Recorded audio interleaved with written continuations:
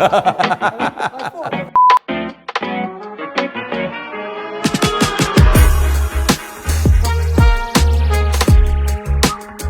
Clayton Dalley. I drive the LSX supercharged Mark IV Supra, and we'll catch you guys at D1NZ. Hey guys, I'm Aidan. I drive an L98 powered S14. I'm from Mount Maunganui, born in Matamata. Yeah, that's pretty much it. Well, my name's Seaton. My nickname's Satan. I'm 53 years old. I've got 7 kids. I'm married, obviously. I'm retired, but since I've been retired, I'm probably busier now working on the boys' cars than I've ever been. How did you first get into drifting? How did you first get into the sport? Tell us a little bit about that. YouTube. Yeah, so back when I was younger, playing all the Forzas and all that, and trying to drift around, and then jumped on YouTube, and it was, to be honest, it was people like Jimmy Oakes over in the States, and at that sort of time they're building they're like a grassroots car, and I thought it was sick, and kept harping on to Dad, and I think he got sick of me harping on about it, and that's where we ended up. I got that a voucher for Drift Academy for my 15th birthday, and from there it's just been, I started drifting when, a few years after Clay had started, after countless days going to the pits and, just flapping around, decided to get into it myself, and then it happened. No, well, when we were younger, we didn't have enough money to be into motorsport, so I was a rugby player. And we only got into drifting when Clayton was 15. We gave him a voucher to do Sky's Drift Academy, and he went there and he could do some figure eights and stuff, and I was pretty blown away. I thought he'd pinched me car, obviously, when I was out, because he just took to it like duck to a water. And then we brought him an S14 for his first drift car. Started a few little comps here and there with the Sky's MSC Challenge, and then we took the jump into doing pro sport. He'd done that for a couple of years, and then it ended up pro last year.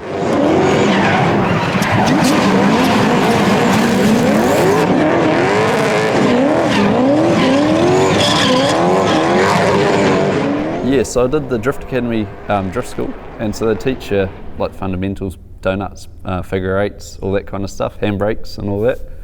And I think that was probably the trickiest thing, was at the start, put your clutch down when you pull the handbrake. And so we did all that, and asked him what's the next step, and he said get a car. So Dad and I on Facebook having a look through and found the car. It actually ends up being what Aidan's driving now, and it had an RB25 in it, and it was a wicked car. Just pulled the RB out, nothing wrong with it, reliable as the original one. Have never touched it. So just pulled it out, and we went through and we did the MSC Challenge, or a whole lot of track days before that. Then did the MSC Challenge. Did all right in that for the first season, and then just kept doing that, and ended up doing pretty well, and we just got to the point where D1. Saw it on YouTube, video games, video games and YouTube, First stepped into a drift car when I was 15. Got out on the track, struggled a little bit, but then over the years gained a bit more confidence and a bit more skill, and now we've made it to D1NZ Pro Sport. So we actually jumped into an S14 that had an SR20 in it. So done a few track days in there, soon upgraded to the S13 that's behind us, RB25, and that's where I really started to gain my composure, and kind of built my way up, and then decided to jump in the leagues with the big boys, so we had to upgrade the car. Clayton was 15 when he first started drifting, and we were going to all the track days in Taupo and Hampton and Mary. And he was having all the fun, and I was the one fixing the cars. And then one day I thought, bugger you, I want to have a bit of fun too. So we were actually up at Sky's track at Mary, and the opportunity come to buy the 86 there and then, so I did. And basically after a couple of laps, I was linking the track and I thought, shit, this is cool. And then graduated from the 86 to the Mustang, which is a handful. So that's a car you definitely have to be on your game to, yeah, it's either nothing or everything. So.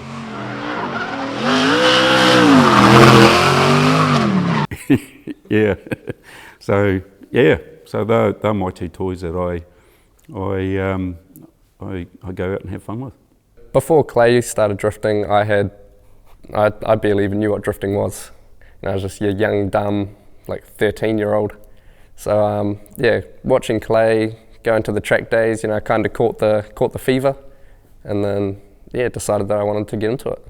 So 2023, I jumped into MSC. First competition, so the nerves were there, but then started gradually dying off. I think I placed middle of the pack, so not too bad. But yeah, I'm keen as to kind of gain my ranks up and keep going forward.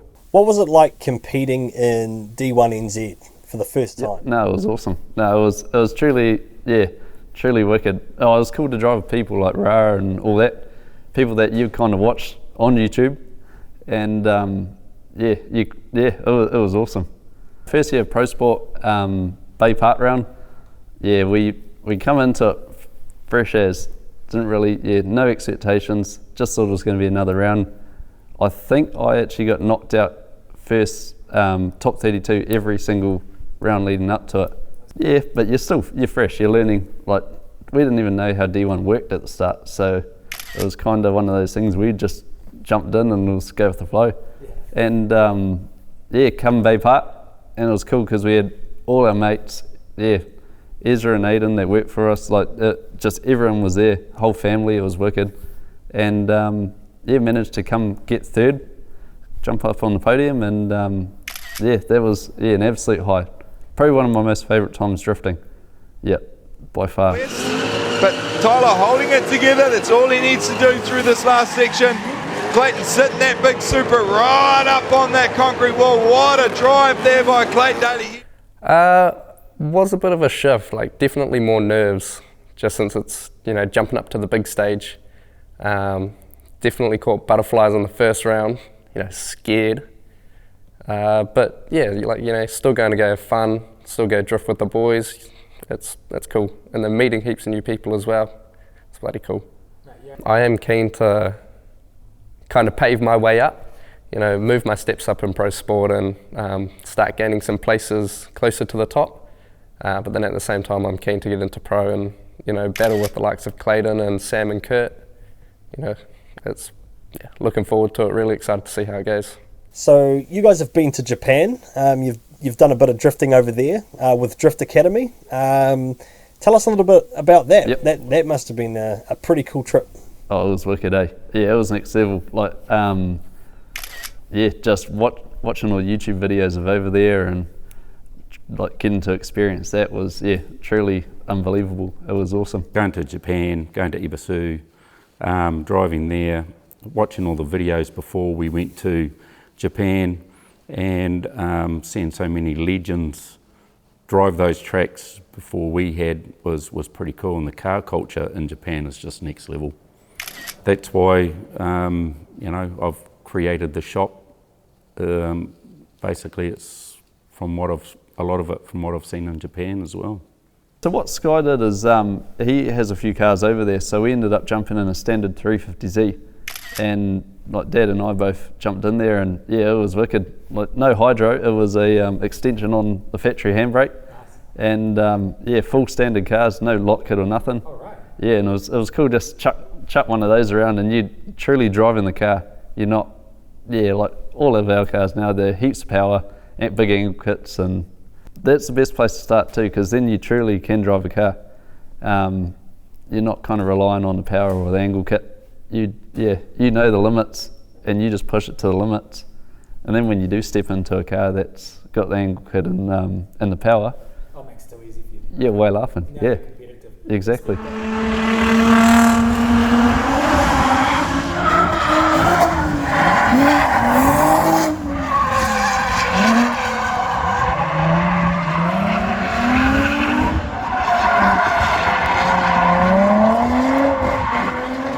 What was your favourite track at Ebisu?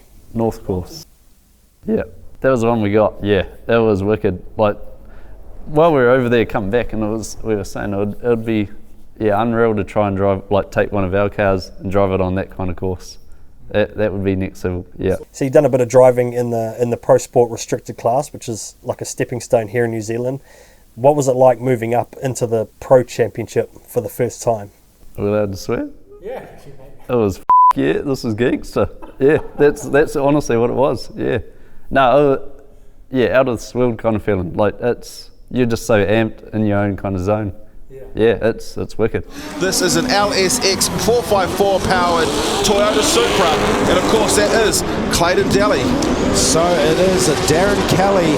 He has been around the block a fair few times as far as drifting in New Zealand goes and around the world. We've got Clayton Dalley, the new kid on the block. No, I think you're more fizzing because those are the people that you've grown up watching them on TV, see them on social media, and that's your dream. Like your dream is to drift with Darren Kelly, Finger Dan, all those kind of so it's it's the exact same thought the whole time. Yeah, but for me, like when I'm actually drifting, I'll come back in from a run and I don't remember it. Well, you remember parts, but it's just everything's going. You're just in the zone doing your thing, and it's wicked. Like, but then it kind of goes slow motion at the same time. So it's for me, I'm just in the zone, and that's my place. So I'm wrapped. How awesome is it to compete in front of a home crowd? You got the grand final, the D1NZ grand final at Baypark Stadium. How good is it to drive in front of a home crowd and compete at home? Oh, it's definitely cool. Yeah, it's definitely cool. Real familiar with this place, and even more familiar with my home. So it's cool having everyone outside, jumping up on the deck, talking, having some food, and just having a good time, eh? First time I experienced that, it was a mixture of nerves and adrenaline. I was keen as to get off the mark, but then at the same time I was keen as to stay where I was. But glad I done it. Definitely looking forward to it again. What is your favourite moment or your most memorable moment from last season? One bit that I'll always remember was the Adam Davies battle with when it was the car caught on fire. Coming in as well, looking for proximity. Big smoke from both these cars. Good looking at battle early stages. Fire? Here's that fire under it is. It's Hampton Downs, yeah. So I remember that. It's a 2J versus an LSX. Here we go. Nice aggressive initiation. Clayton Dalley right on that pocket, right on that door. Can he hold back? Wow. That was actually probably the highlight. That was wicked, actually. Yeah. Where in the world are you going to see two Mark IV Supras drifting together? It's that was wicked. Got to be my first contact. So against Dean Young, Manfield. Aidan Dalley leading out in the RHP performance over the SF tiling of Dean Young, and Aidan's been putting down some solid lead runs all day. Smacked into it on the initiation. Unfortunately lost that battle, but still battled through it and had some fun on the way. How do you deal with the pressure of competition, competing at a national level? Do you get any nerves?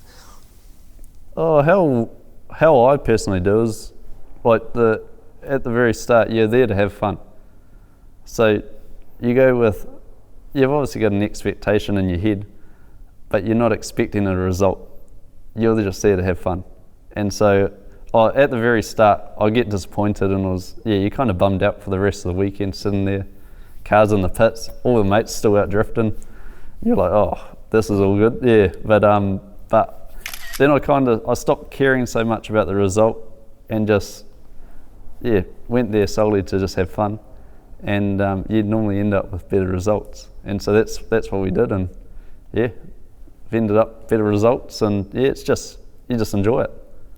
To be completely honest, I watch the light, so as soon as that light turns green, I'm going to jump no matter what, and then having the V8, yeah, you can't really stuff up. If they take off, you just put your foot down more. You're not waiting for a turbo to spool up, and so yeah, I just concentrate on that. But I'm buzzing, but I'm calm. I'm not stressed out. Like, yeah, I used to get butterflies and feel like you're going to be sick, but that's when I was saying, when you just take it as you're just going to have fun, you just feel calm. You just pretend that you're just drifting with the boys, and yeah, having battles. Going out there, tandem battling can be incredibly intense. You got the noise, the smoke, the pressure of driving. I mean, has it become more natural for you? Probably after the second or third second MSC Challenge, and probably that it started feeling a bit natural. Come D1, felt good. I just wasn't a good enough driver, and then slowly just progressed, and yeah, still progressing now. So it's a long journey, a lot of practice, because you think about it, you don't get that much seat time, so yeah, you just always learning. Probably speed and manoeuvrability.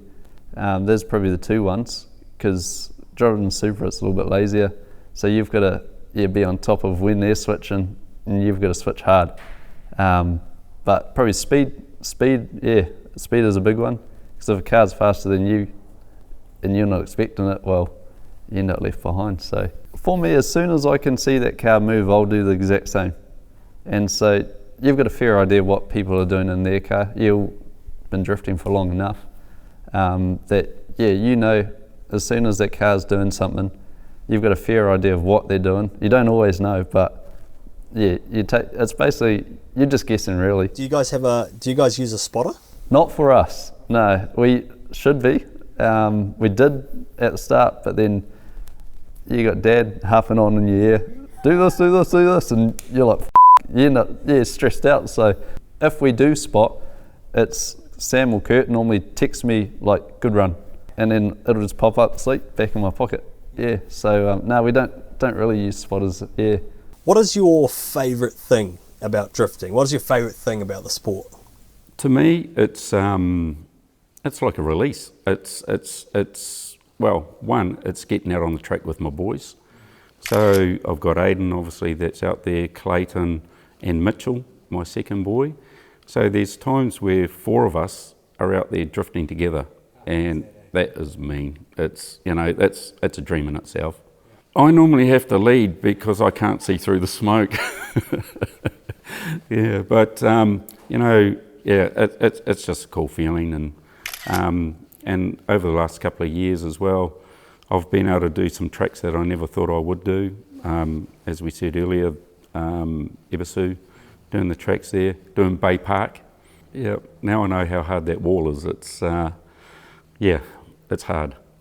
And then I've also done the track at Hampton Downs, the international track, which I thought I'd never do as well. So pretty wrapped with that. I just enjoy it. Yeah, I enjoy it all. So there's not one thing that kind of sticks out.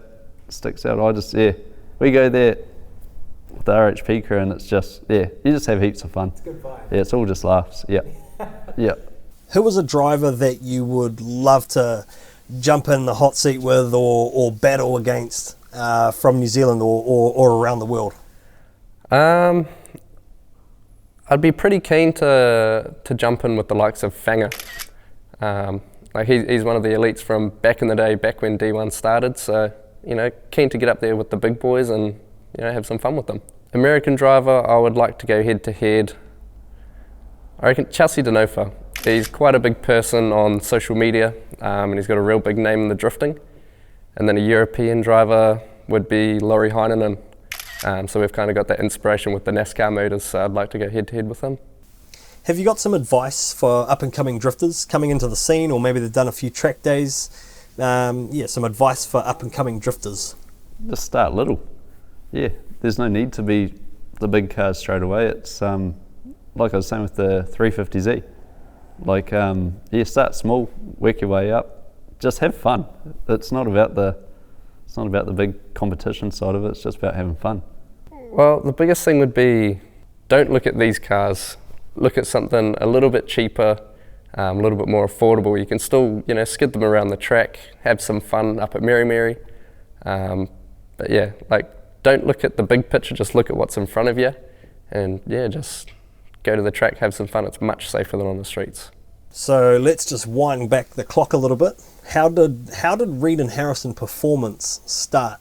Where did this journey all begin? Okay, well, I'll start off with my father.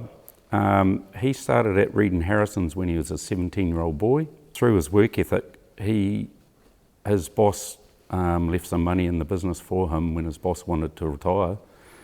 So my father brought into the business back in 1980. That's the reason why it's called Reid and Harrison 1980.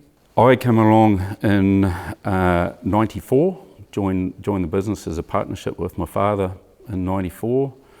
We went from a small team through to, at our peak, about 45 to 50 staff. Basically, I've been running the business for 30 years. 4 years ago, we had an incident in the family where our fourth boy died from suicide, and I decided to finish work, retire, and come here, work on the big boys' cars, and create this workshop. Yeah. So what I was trying to do is create a base for the local drifters here in New Zealand, in the Bay of Plenty.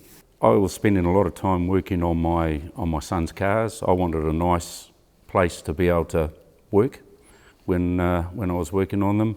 But I also wanted that family feel. You know, I wanted to be able to have a place where their mates could come and hang out, our families could come and hang out, the kids could come and hang out. We could have barbecues on Sunday.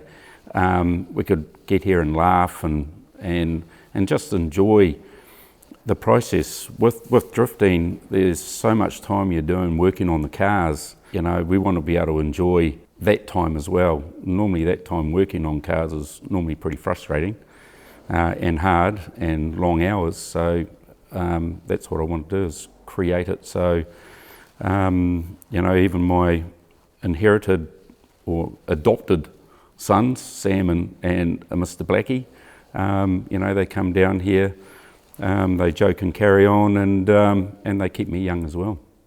So you're actually a bit of a Kiwi success story. You've worked really, really incredibly hard to get where you are. So what are some of the things that you've learnt along the way? Okay, well, when I was at school, my father told me that I had to go and work for somebody else first. I left school and I worked in a little push bike shop with two people, and it was myself and the boss. And what I learnt from that there is I learnt how to run a small business, I learnt how to do banking, I learnt how to buy something for $1, sell it for $2. I learnt pretty quickly that Mr. Taxman takes a big part of that as well. I learnt a lot of things working in that little push bike shop. So when my boys come along and they wanted to leave school and work for me, I said, no, you go and do your own thing first. Either work for somebody, go overseas, whatever. So Clayton, he worked for a supermarket to start with, and then he came to me and said, oh, I want to come and work at Reid and Harrison. So I said, no, you need to do something for yourself first. So he found Limitless, well, it was Cooper Tyres back then. Clayton brought that business and built that business up and worked it for 4 years, and then he came along and asked me if he could step into the business in Matamata. So he's been over there over 12 months now, learning the business, and eventually he'll be doing the everyday running of it. And then Aidan and Mitchell also will obviously end up there at some stage, but they're doing their own thing as well. It's incredible story. And how important has mental health then become along this journey for you? Okay, so when Blake, our son, died, before that, we basically lived under a rock. So we didn't know a lot about mental health. Basically, we didn't realise that Blake was going through what he was going through. He was our prankster and our jokester in our family. But when it happened, we had a lot of people come and visit us, and I didn't realise how bad mental health really was. I had business people that I'd done business with for 30 odd years tell me that they've got mental health issues, they're on medication. We had young teenagers come in and talking to us about how they were harming themselves and how they felt. We had parents of young teenagers coming to us saying that they're having to sleep with their kids because they don't know if they're going to wake up in the morning to a dead child. So we listened to all of these issues. So what we also did is we reached out to Mike King, and we done a Give a Little page, so what happened is we normally give the kids money for their birthdays, and the grandparents do as well. So we thought we'd start a Give a Little page on Blakey's behalf and put $500 that we'd normally give Blakey to Mike King, I Am Hope, and we ended up raising $75,000. It was amazing, and so what my wife has also done since then is she is now becoming a counsellor. So we found that mental health is really starting to affect kids in their early teens, around the intermediate stage. So she is now becoming a counsellor at Mount Intermediate. Yep. There are a couple of people in the drifting community that really helped me out. They would see me struggling not long after Blakey had died. They'd see me struggling in the pits, working on the kids' cars. Hayden Story actually was one of the guys that come to me and said, mate, drifting is all about having fun, and you're here to have fun. And when he said that to me, I was like, wow. And the drifting community from all around New Zealand are just a great bunch of people. You know, you've got the Auckland guys, the Rotorua guys, the Bay of Plenty guys. We all get on. We have the Hamilton guys. We have so much fun with banter, and you know, and that's what's actually pulled me through a lot of the dark times, to be honest with you. What do you love the most about having Dad at the track? Oh, well, always happy to help. No matter what, whether we have car troubles, Sam, Kurt, Stocky, he's always keen to lend a helping hand.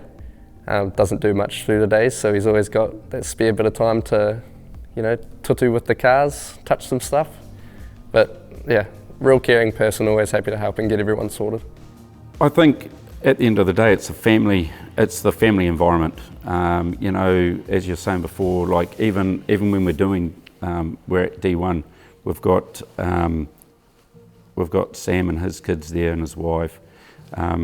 Kurt's there with all his mates. Stocky's there with his wife and kids. My wife's there with all of our kids. You know, it's that family feel, and it's. I say to the boys, let's have fun while we're achieving. And you know, not everyone gets to become a world champion, but if you do, cool, but let's have fun along the way.